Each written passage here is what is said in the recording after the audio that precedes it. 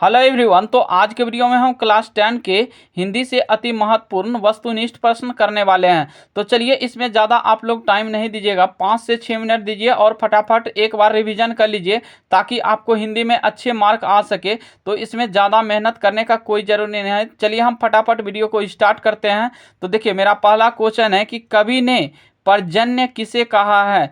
तो देखिए, पर्जन्य जो कहा है कवि ने, ये कहा है बादल को। तो ऑप्शन नंबर जो होगा इसका सी करेक्ट हो जाएगा।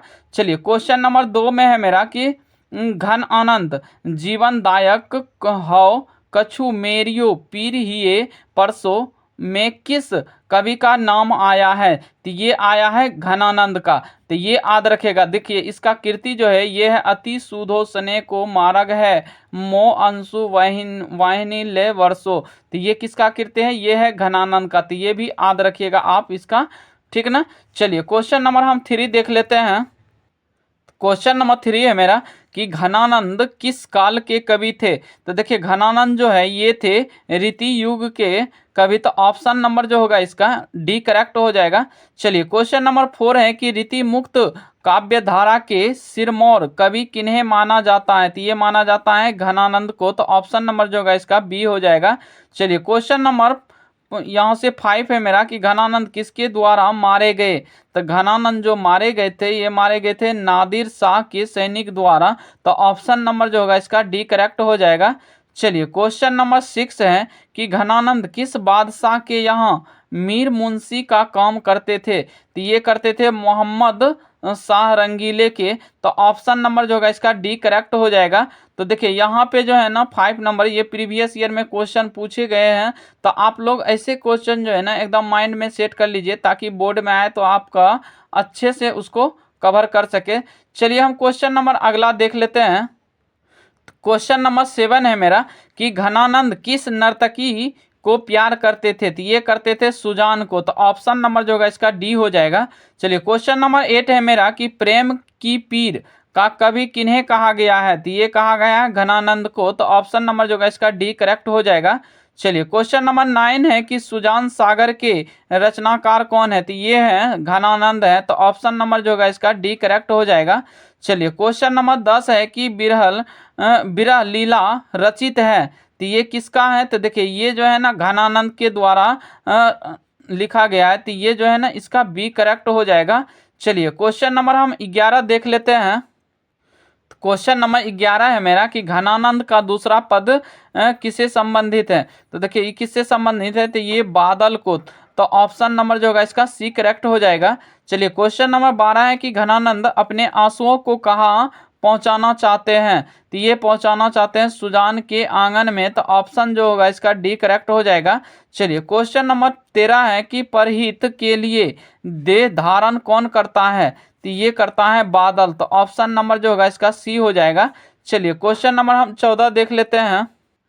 क्वेश्चन नंबर 14 है मेरा कि पर्जन्य का पर्याय है। तो देखिए, पर्जन्य का पर्याय जो है इसका मतलब होता है, पर्जन्य का मतलब होता है बादल।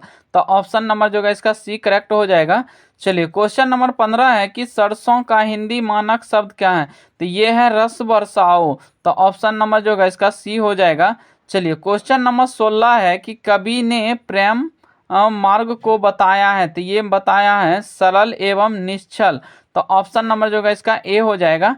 चलिए, क्वेश्चन नंबर हम 17 देख लेते हैं। क्वेश्चन नंबर 17 में है कि घनानंद ने सुजान कहकर किसे संबोधित किया है। तो ये कहा है प्रीतम को। तो ऑप्शन नंबर जो है इसका ए करेक्ट हो जाएगा। चलिए, क्वेश्चन नंबर हम 18 देख लेते हैं। क्वेश्चन नंबर 18 है मेरा कि नेकू का आधुनिक मानक रूप है। तो देखिए, नेकू का जो आधुनिक मानक रूप है ये है तनिक भी। तो ऑप्शन नंबर जो है इसका बी हो जाएगा।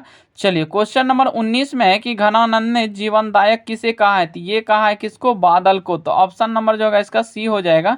चलिए, क्वेश्चन नंबर 20 में है कि कवि घनानंद ने किस मार्ग को सबसे सरल कहा है। तो ये कहा है प्रेम मार्ग को। तो ऑप्शन नंबर जो होगा इसका ए हो जाएगा। चलिए, क्वेश्चन नंबर हम 21 देख लेते हैं। 21 में है कि घनानंद ने विरक्त होने पर अस्थायी रूप से कहाँ निवास किया। तो देखिए, यहाँ 21 का जो होगा 21 का डी करेक्ट हो जाएगा, वृंदावन। तो ऑप्शन नंबर इसका डी हो जाएगा। चलिए, क्वेश्चन नंबर हम 22 देख लेते हैं। क्वेश्चन नंबर 22 है मेरा कि यहाँ से लाक्षणिक मूर्तिमता और प्रयोग वैचित्र्य के कवि कौन है? तो ये है कौन? ये है घनानंद। तो ऑप्शन नंबर जो होगा इसका ए करेक्ट हो जाएगा। चलिए क्वेश्चन नंबर 23 में है कि निस्वार्थ भाव से निश्चल होकर अपने को समर्पित कर देना किसका कथन है? तो ये है घनानंद का। तो ऑप्शन नंबर जो होगा इसका बी करेक्ट हो जाएगा। चलिए क्वेश्चन नंबर 24 है कि घनानंद की कृति का आधार है, यह है सुजानहित है, घन आनंद कविता। तो यहाँ हो जाएगा ए और बी दोनों है सी में। तो ऑप्शन नंबर जो होगा इसका सी करेक्ट हो जाएगा। तो सुजानहित भी है और घन आनंद कविता है। तो ये दोनों जो है ना, मतलब ये कृति के आधार पे है, ठीक ना। तो ऑप्शन नंबर जो होगा इसका ए और बी दोनों करेक्ट हो जाएगा। चलिए क्वेश्चन नंबर हम 25 देख लेते हैं।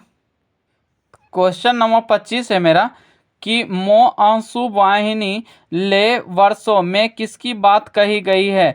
तो देखिए ये कही गई है विरह वेदना की। तो ऑप्शन नंबर जो है इसका बी हो जाएगा। चलिए क्वेश्चन नंबर 26 है मेरा कि घनानंद के अनुसार प्रेम का मार्ग कैसा होता है? तो ये होता है सीधा और सरल होता है। तो ऑप्शन नंबर जो होगा इसका ए करेक्ट हो जाएगा। 26 का क्या हो जाएगा? ए हो जाएगा। चलिए क्वेश्चन नंबर 27 है कि कौन प्रेम कर सकते हैं? तो देखिए कौन प्रेम कर सकते हैं? तो 27 का जो होगा इसका बी करेक्ट हो जाएगा। निश्चल और यहाँ हो जाएगा निष्कपट ही। तो ऑप्शन नंबर इसका बी हो जाएगा। चलिए क्वेश्चन नंबर हम 28 देख लेते हैं। क्वेश्चन नंबर 28 है कि घनानंद कैसे कवि थे? तो ये थे प्रेम के पीर। तो ऑप्शन नंबर जो होगा इसका ए हो जाएगा। चलिए क्वेश्चन नंबर 29 में है कि घनानंद के कविताओं की भाषा क्या थी? तो ये थी वज्र भाषा थी इसकी। तो ऑप्शन नंबर जो होगा इसका सी करेक्ट हो जाएगा। चलिए क्वेश्चन नंबर 30 में है कि घनानंद की मृत्यु कब हुई थी? तो घनानंद की जो मृत्यु हुई ये हुई थी 1739 ईस्वी में, ठीक ना। तो यहाँ से मेरा क्वेश्चन ये लास्ट था 30 नंबर। तो आई होप कि आपको ये वीडियो अच्छी लगी होगी। यदि वीडियो अच्छी लगे तो वीडियो को लाइक और चैनल को सब्सक्राइब कर दें। धन्यवाद, मिलते हैं नेक्स्ट वीडियो में।